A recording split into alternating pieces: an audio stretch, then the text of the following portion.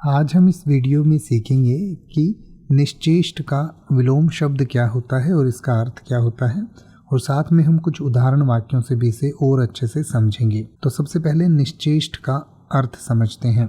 निश का मतलब होता है जो निष्क्रिय हो, यानी कि जिसमें नहीं हो, और चेष्ट का मतलब होता है कोशिश या प्रयास।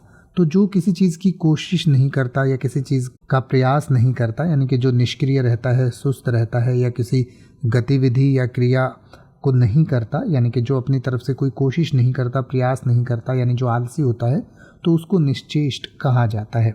तो निश्चेष्ट का विलोम शब्द यानी कि विपरीतार्थक शब्द होता है सचेष्ट, यानी कि जिसमें चेष्टा हो, और चेष्टा का मतलब होता है कि जिसमें प्रयास हो, जिसने कोशिश की हो।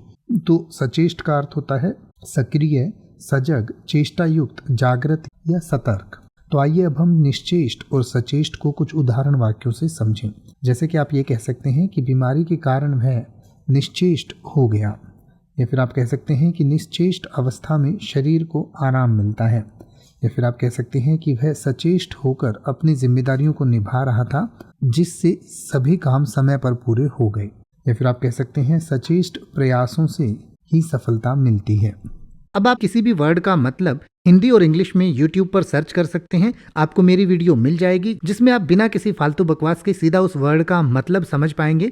तो ऐसी ही वीडियोस को देखते रहने के लिए चैनल को सब्सक्राइब करें और बेल आइकन को प्रेस करें।